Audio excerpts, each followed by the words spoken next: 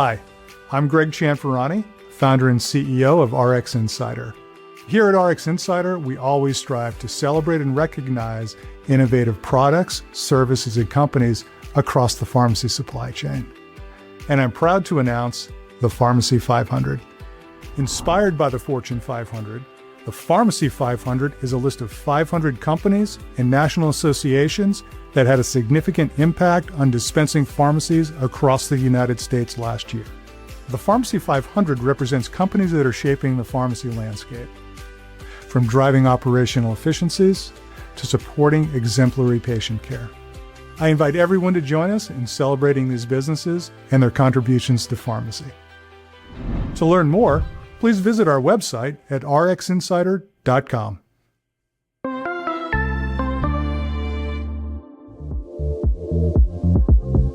You are listening to the global network of podcasters dedicated to the pharmacy profession.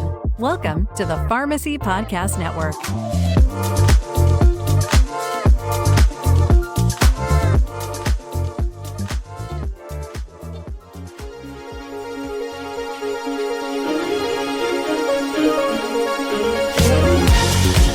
Welcome to a 4-part special series on the Pharmacy Podcast Network. This is the founder of the Pharmacy Podcast Network, Todd Eury. This is something I've been looking forward to. This is the 50 most influential people in pharmacy. This is our awards, the Pharmacy 50 Awards 2025. Get ready. This is part 1. I can't believe that this is already happening. Seems like it's taken for absolutely forever to get this set up and to have as many of the votes we come in. We have so much to share with you, and bring it in. I think that where pharmacy is going, what a perfect time to celebrate. I would like to introduce my co-host for today, Mr. Stephen Beckman, CEO of Ural Pharma. Stephen. Well, Todd, it's a pleasure to be here for such an important set of awards, and couldn't think of a better place to spend my time than in recognizing the pharmacists, the pharmacy techs, all the people around pharmacy that really, at the end of the day, make things happen for patients. And as head of a pharmaceutical company, we've been committed to that for the last couple of years working with you, and I couldn't think of a better way to continue to honor that by being here today. So thanks for having me. You're very welcome. Hey, in the studio with us, John DeJames from Pittsburgh, Pennsylvania. John, it's so good to see you. Always good to see you, Todd. Appreciate the invite today. Looking forward to hearing who the top 50 most influential are in pharmacy. And it's a good time, like you said, to celebrate our profession. We need this celebration. It's been an exhausting 2025. We know that the entire industry is under some strain, but I think that there's so much strength coming into 2026. That's why I like this awards program. It's like the first awards program for our profession for the year. It sets us up. It gets us excited. It lets us celebrate each other. And that's exactly what these awards have been. This has been all about you, the voters out there. This is people, and these are our technicians and our compounders and our specialty pharmacists, and even social media influencers. And that's something that I'd like to kind of start out with, and really recognizing that we can't do these awards. We can't get into these conversations. I can't do what I do for a living. Podcasting back in 2009 wasn't profitable. There wasn't enough money in it. And to be able to have sponsors like Ural Pharma, who is our platinum sponsor for the event, to have Value Drug assist us, to have Independent Pharmacy Cooperative constantly support us in getting the voice of pharmacists and pharmacy owners and our techs and our compounders out there. And a shout out to Greg in Connecticut. He's a New Englanders fan, John. I don't know. We don't hold that against him, but we're not in the playoffs right at this point anyway, so who cares? But a shout out to RX Insider and their Pharmacy 500. Their Pharmacy 500 is focusing on the businesses of pharmacy that deliver value to the profession. And we've made that list, Pharmacy Podcast Network, 3 years in a row. Well, Todd, I have to say, first of all, does Pittsburgh have a football team? I think we kind of do. I'm sorry. Mr. Brown's fan. I mean, if I'm going to have to live in the dark side of the world, I might as well at least have a little fun. But, I think what's really important is we should be celebrating pharmacy. And it's great that this platform and this program has been put together. And honestly, we should probably be celebrating pharmacy and pharmacists and everybody every day. Because at the end of the day, one of the things I see from my perspective is that there is going to continue to be a renaissance in pharmacy. I think you are right. We struggle a lot. There's a lot of challenges. We see them not even as clearly and daily as the people that are in it every day, but we're trying to do our best to support it.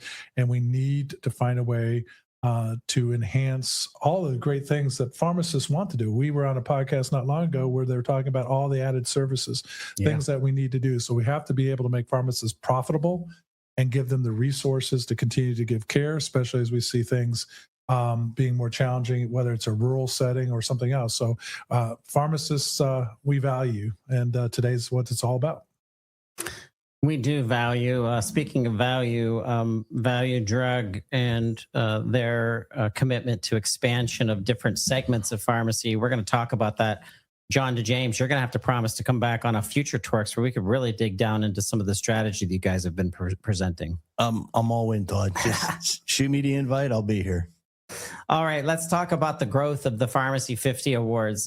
When I started this awards, it's embarrassing for me to say, but our first year, I don't think I got more than like 83 total votes to people to participate in it because they just didn't know what it was. It's very hard to market stuff. And by the way, it's hard to be a marketer in the realm of pharmacy because pharmacists don't naturally trust. They don't naturally trust anything. That's their job. That's how they keep people alive, is by not trusting and by double checking, triple checking, quadruple checking. So at 83 votes, I was like, am I going to really put in all this time and effort to do this the second year? And it took off. And then our third year, it just blew up. I think we had over 3,000 votes, but to have 6,300 voters this year, it's just so exciting. I would just want to say thank you to everybody that voted, everybody that shared on social media, everybody that let the public know and public health know how important pharmacy is as a sector of our healthcare system is going through massive ways, violent changes. Well, Todd, look at patience and persistence is what you showed. And when you have those two together and there is a need and opportunity, it's going to happen. And that's why you see 6,300 votes today. So this is fantastic. Next year, I'll make a betting man. Maybe we should do an over-under that's going to be over 10,000. Yes, exactly. And I want to see our categories expand based on what's happening in the markets. And the reason why I want to mention is, think about this. Last year, our number one market was independent community pharmacy. And that's the participation from the votes that we received. Social media influence is the number one category this year. And that really tells me that how important the voice of the pharmacist out there that's demystifying things, that's calling bullcrap on people that are putting information out that's not correct, are kind of like setting the ship. And what better provider than to have our pharmacists as social media influencers? And we have several award winners. I can't wait to get into these people. There's just amazing people that are social media influencers. Well, social media is really important. I mean, for an industry like ours, which is highly regulated, is a challenge in some respects, especially as a manufacturer or other. But we've embraced it, right? You guys have really stepped it up. Yeah, URL has decided we want to do things differently, and we're finding solutions. And obviously, Pharmacy Podcast Network has been the platform in which we've really launched it, and it's opened my eyes. I'm not 24. I won't tell you what age I am, but I'm not 24. So social media has always been something that I've kind of steered away from a little bit. But now I've kind of embraced it to the point where if you can do it well and do it right, we can't ignore how the platform is influencing it over the ways we used to communicate and educate. And so you have to be in it and you have to do it well. And again, Pharmacy Podcast Network has led the way. And thank you for bringing me along the ride. Oh, it's been fun. John, I think of when I grew up Catholic and was an altar boy and had to go to the confessional and all that stuff. And sounds very familiar. I know. I'm not part of that club anymore, but there was a higher standard that we held our priests to with regards to morals and understanding. Pharmacists that participate in social media are held to a much higher standard, as they should be. And they almost have to think, and I know they have a license and stuff, what they comes out of their mouth and what they're saying could literally affect people's, I mean, it does. It affects people's health. It affects their health. It also affects their business. I think that the number one thing that pharmacists have struggled with over the years is they're all resilient and they all take care of patients every single day. The problem that they've had over the years is they just don't tell the story of how they took care of those patients. And the reason why is it's their day-to-day job. Yep. They get used to it. Yep. With the social media being more prevalent right now, and some of our guys getting into that marketing of social media, that story is a lot more popular. You can see that story, whether it be LinkedIn, whether it be Instagram Or TikTok. Yeah, Facebook. You think of the social media platforms that are out there, and now that story's getting out there, I don't think the question gets asked anymore. What do pharmacists do? True. Yeah, plus they're so darn busy. As a patient going into my own local pharmacist, as well as being in the industry, I've never seen a group of people work as hard as they do. I mean, when did they have time to do this? So now they're forcing themselves, to your point, John, to actually take hold of this opportunity to tell the story. And it's when you tell a good story and it resonates, it's gonna have tremendous impact. And I think we're just at the start of what the true story is going to be unfolding in pharmacy over the next decade. Yeah, looking forward to it. Yeah. A whole new model. Yep, looking forward. I think I might go back to pharmacy school. Should I? Might be a little too late for that, but. All right. Without further ado, I want to get into this. I'm very proud to say this. When we started the awards, like I said, it was next to nothing, very, very few votes. Last year, Katrina Azur from New Zealand got voted in the list, and it just freaking excited me to see that the Pharmacy 50 Awards was now reaching a global level. Well, guess what? Laura Dowling is our 50th most influential person in pharmacy. She is a social media influencer. She has her own business, consultancy firm. She's an author, and she concentrates on women's health specifically. And I just think she's dynamic. She'll punch you right in the face too, like with her content. Like she's not a shy person. She's she likes controversy. She likes getting into things to like stick up for patients. And I can't wait to have her on Twerks, but she's just outstanding. So congratulations, all the way from Dublin County, Dublin, Ireland. I have to say Dublin a couple times. I like that, being half Irish. This is great to see that. I mean, global. I mean, that's new stuff. You never told us this. I know. It's so you're truly international. I have surprises. Wow. Yeah, I have surprises. All right. We've got a lot of people. All right. Brianna Latta. She is an emergency medicine clinical pharmacist. I love seeing Brianna be on here because the expansion into health system pharmacy is one of our goals for 2026, and partnering with organizations to really dig down into the specificity of what's happening in health system.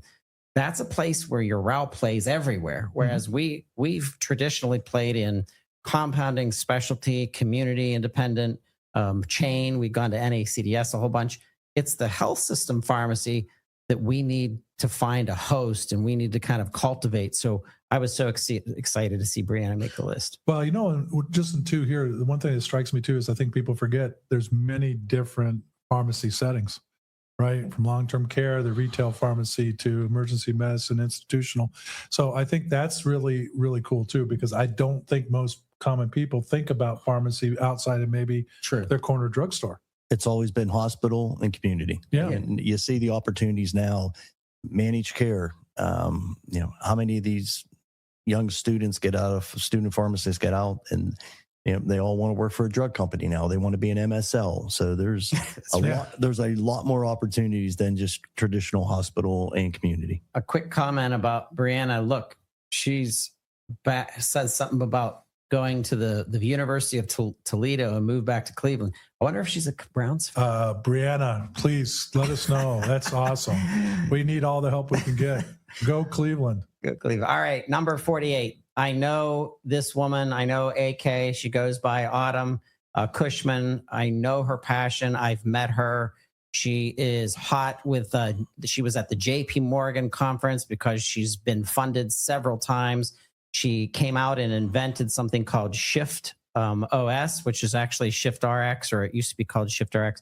It was a staffing agency, digital staffing agency, basically like Uber for pharmacy technicians and pharmacists. And it is blowing up. And I'm so proud of her and what she's built. As an entrepreneur, I always like seeing people succeed, but it's going to help change the game of where pharmacy care is going, and how the more that the clinical role and the role of the pharmacist in treatment management is going to be, is she's really going to be able to differentiate the type of pharmacist that they're looking for, the timing, is it long-term project, is it short-term? I can't wait to see Autumn and her team grow ShiftRx. Well, how important is that? Given the last executive dose that we did, we talked about the challenges of staffing, and response and things. So any tool like this that can elevate the quality and retention of the staff in the pharmacy is going to be fantastic. AK is also a veteran of the United States Navy, so very proud of her in that. And she and Holly and her team are they're setting the world on fire. They're getting a lot of attention from Wall Street in the lower investment realms. So expect to see big things out of her in 2026. All right, next up, congratulations to Dr. Brandon Shank. He is a medical science liaison for Johnson & Johnson. I love seeing them have a staff member on. I would just want to give a shout out to him. Make sure that we're scheduling everybody that you're listening, everybody that's on the Pharmacy 50 list. We do want a follow-up interview that we can spend some time with you to really get to know how you're changing the game as a pharmacist. And once again, medical science liaison, that is a huge field. That's a huge opportunity for pharmacists. Critical. And you listening, you pharmacy students that are listening to this podcast or this live stream right now, look deeper into medical science liaisons and what that means for communications to physicians and families. I was just going to say, didn't mean to interrupt you. No. I mean, MSLs are one of the most critical positions we have in our industry and in our business. They are becoming truly essential. Historically, they were used just to really convey data and medical information, and had certain abilities to talk outside of maybe the core promotional construct that we are allowed in terms of products. But I'll tell you, as it becomes more and more difficult to utilize traditional sales force, the MSL actually has become really, really essentially important. Always has been, but is actually growing. So it's great to see an MSL sit here and being recognized here in the program. Excellent. Thank you for pointing that out, because I think there's something to that in the education opportunities that they have to the public. I'd like to see some of MSLs doing some podcasting with us. Hey, shout out to my friend and to John DeJames's friend. We hang out with this guy. He's crazy. He's the Joe Rogan of pharmacy, Mr. Sean Nairn, founder of Acor Pharmacy. Love this guy. He's in the independent community pharmacy sector of our voting. But really, John, you and I were just talking about this before recording. I think he's the very first official long-term care pharmacy at home player in the nation. I'd like to figure that out, but I bet you he could claim that. I'm sure he would love to claim that. Sean's a valuable commodity, not just for value drug, but for the profession. He promotes patient care, and the model he has at Acor, it's phenomenal. It's a closed door delivery basically every single week. He's involved. He's one of the first gentlemen in Western Pennsylvania to have a healthcare worker embedded in his practice. Yeah. It's just the stuff that he does. He's always cutting edge. He'll tell you, if you ever go to his pharmacy, he'll always tell you that he wants everything to be sexy. He wants a sexy pharmacy. Personally, we call him, he's in the Western Pennsylvania group, the militant pharmacists. We all get together. We always call him, his nickname is the Irish consigliere. So we want to make him feel like he's the mob boss of pharmacy. He can pull that off, I think. He can very well. Yeah. Trust me, very well. And plus, he's got multiple talents. If he's a Joe Rogan of pharmacy, he reminds me of Joe Rogan. He does need his own podcast. I'm still after him to join the network and develop it. So, Sean, shout out to you. We need you to podcast more.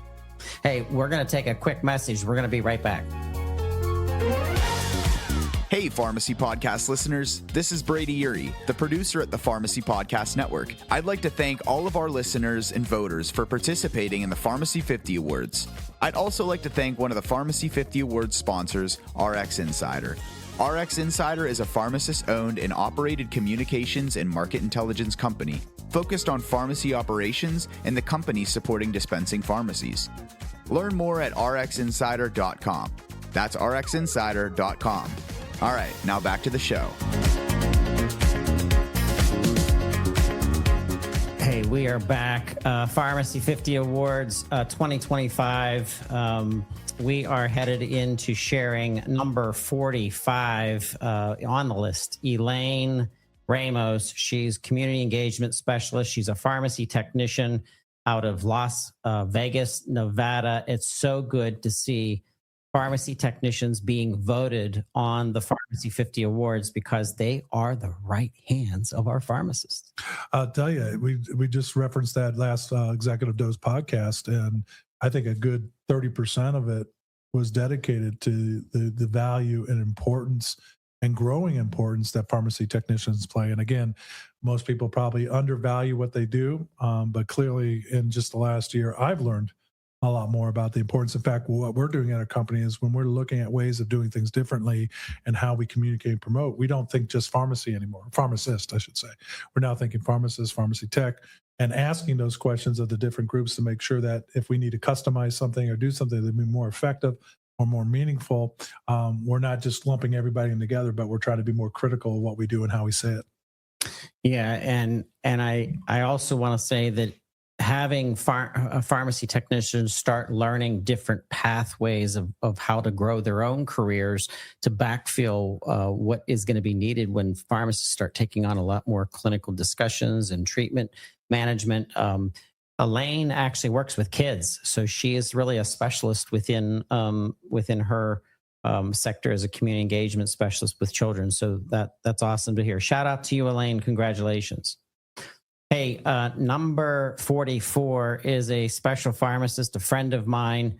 I've known Lali Havern. Dr. Havern is with Walgreens in their specialty pharmacy division. She is director of clinical pharmacy strategy. She actually is going on vacation as we speak. As we're here right now, she's actually going to be going on vacation with her family. So safe travels to you, Lali. Can't wait to see you at Assembia or the NACDS. But do you get either of one of you know of Lali? I've met her once a long time ago, but I'm sure she wouldn't remember me. But I hope she is going somewhere warm with her family because it's pretty cold outside right now. Yeah, it's like 16 this morning here in Pittsburgh. Yeah. All right. Number 43. I met Jordan Norday or Norday. Dr. Norday is a social media influencer. She's an entrepreneur. She's a speaker. She's so young, but she is so professional and she's so packed with business information, understanding. She has an MBA. She has her PharmD. She's being picked up by local organizations in the St. Louis, Missouri area to speak on women's health, to speak on different issues. She is a future shining star, and I want everybody to pay attention to Dr. Nordy because she's out there, she's doing things. That's awesome. You know what's great so far? We've only now got through the first 10, and what the diversity of people, yeah. Young, old, all over the country. That just tells you how much this particular track of profession can be special, and I think that's what's great to see. It is. I think when you look at the progression of the student pharmacist, the MBA program at a lot of these universities now, it's sought after. So you have multiple pathways where you can get a dual degree, not just your PharmD when you get out. And I know several successful younger students now that have that MBA behind it. We always push the business end of it just because pharmacy is a business at the end of the day. We have to keep the doors open somehow. You know, that's a really good point because I think a lot of times people go, a pharmacist, if you have 100 good pharmacists, you only have 3 good business people. And I think, you know, that's kind of a flippant comment, but the point is that they are business people, maybe not the, you know, traditionally as strong as what we might think. So if you have a program that can enhance a PharmD with an MBA or something like that, that's really sharp because I think that will allow this renaissance to keep going because it's going to take managing both sides of caring for patients and running a business to ensure that we continue to do all the things that we should do at the pharmacy level. And both of you are bringing up ideas because in my head, and that is with the shift and changing role of our pharmacists to have an MBA to really understand how to structure and scale your own business is one thing. But even if you work for a health system, even if you work in specialty pharmacy, having that MBA internal to a company that you work for is only going to benefit you from a business perspective.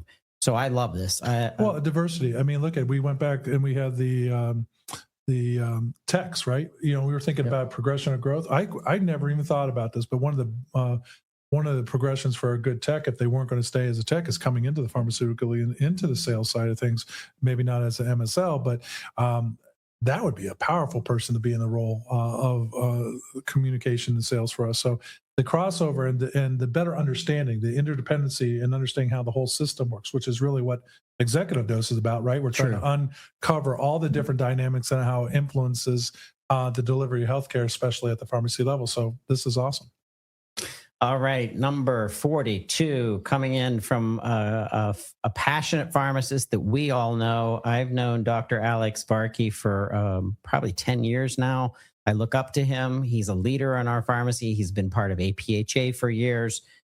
He's working for Vassant, and he's the senior director of client success at Vassant, and he's the immediate past president of the American Pharmacists Association. John, have you had a chance to meet Alex? So the funny thing is I met Alex at APHA and I didn't know him. And I met him when he gave his pre-acceptance speech when he was running for president. Oh, okay. So literally two individuals running for president that give their speech of why pick me. And I was literally sitting in the crowd. I went up to him afterwards and I said, I'm voting for you for one reason. I hear passion in your voice. And I said, we need more passionate pharmacists in our profession. So yeah, great guy. Absolutely.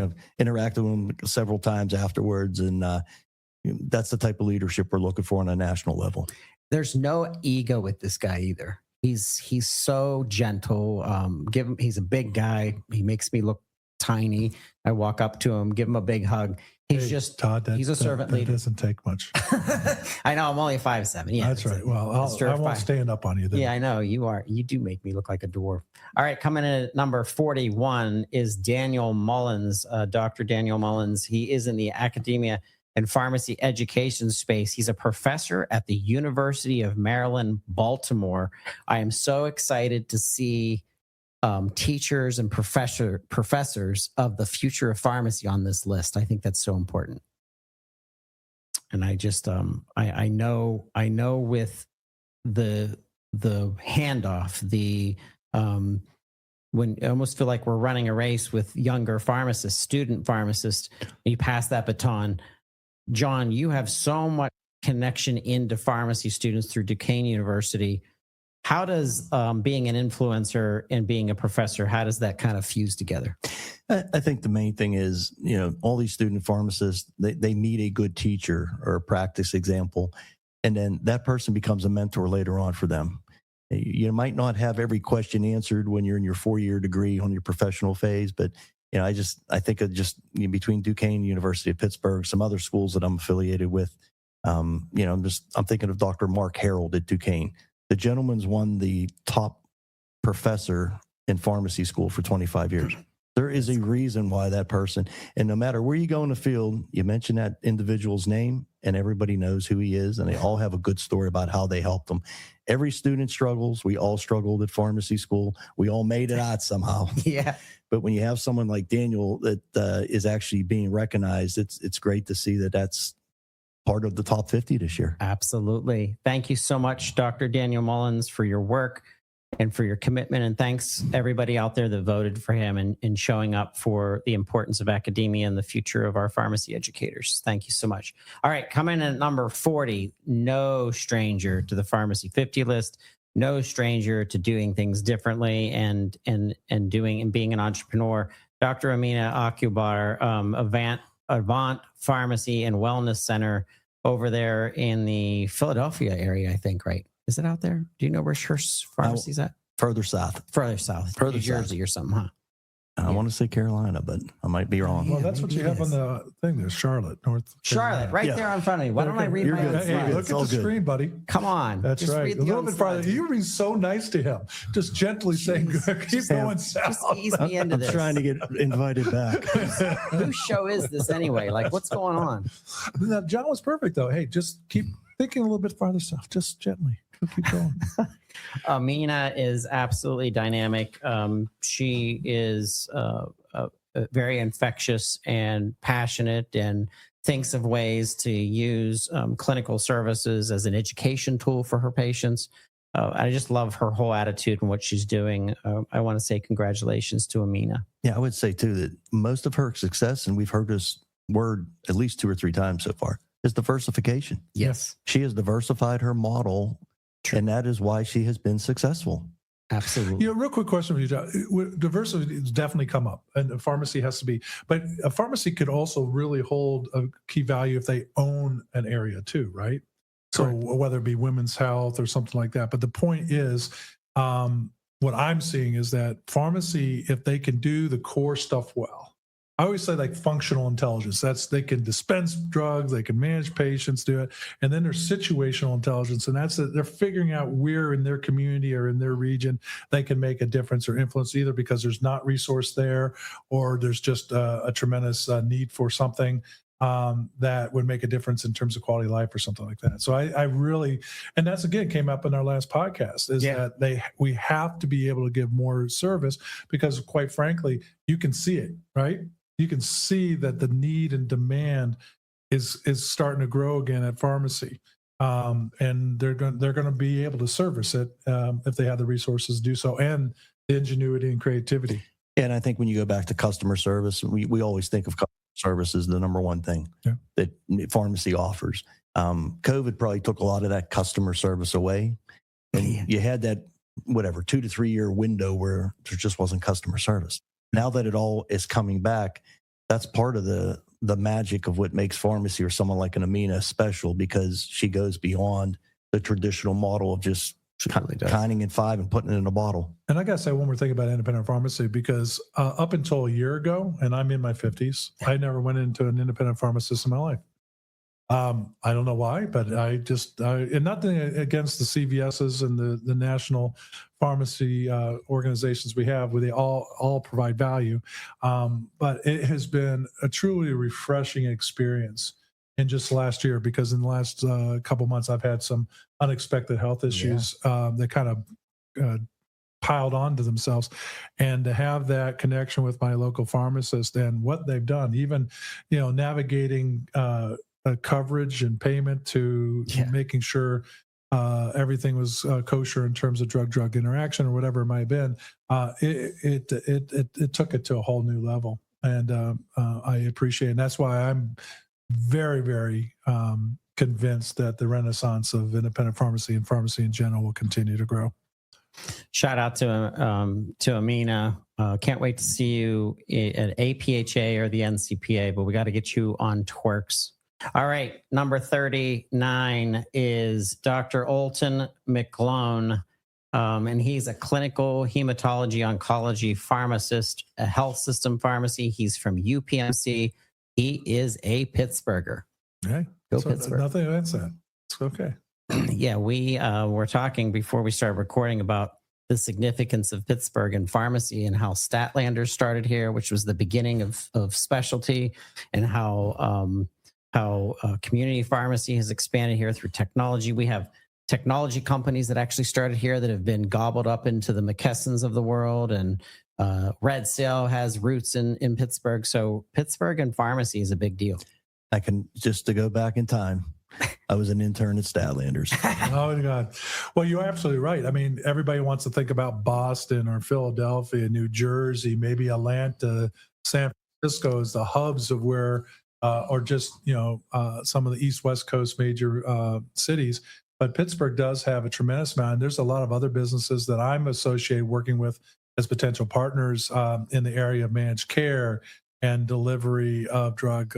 Free Market Health is another one that's started up here in Pittsburgh, which they have a very cool model that they're working on. So yeah, Pittsburgh is underrated in terms of what they're doing in delivering healthcare. And obviously from the medical side, University of Pittsburgh, and go on and go on if we had more time. Yeah, we'll get. I want to get Alton in there. I want to get UPMC on the show sometime and just talk to them about the evolution of what they're doing. They're a big system. Hey, a shout out to my friend, somebody I've known for over 15 years. He's been an active marketer in pharmacy forever. He runs Dispense Marketing and Dispense Times, which is actually a publication that Stephen has been featured in several times. It's an up-and-coming publication that's really on fire right now. Mr. Josh Pirestani, congratulations for making the Pharmacy 50. I think this is his second or third year, so he's a fighter, and he's out there for independent community pharmacy. Number 38. That's all we've gone to so far, and you must have had 10 different categories. That tells you right there the diversity and importance of pharmacy. Absolutely. A shout out to Dr. Yalda Olcott, Vice President of Health Operations and Customer Service. She's out of Greater Minneapolis, St. Paul area. She's in the technology and digital health section, and just everything that she does and focuses on clinical operations, technology background, understanding how technology plays into patient care. She really believes in social media influence, but the world of technology and pharmacy that is fused together. She works for Noom, Noom, which is kind of a direct consumer model, but the backbone of what Noom's doing is spilling over into other platforms. So shout out to Yalda. Congratulations. Yeah. Thanks for listening to part 1 of the 2025 Pharmacy 50 Awards, recognizing the 50 most influential people in pharmacy. Be sure to come back for part 2 next Saturday.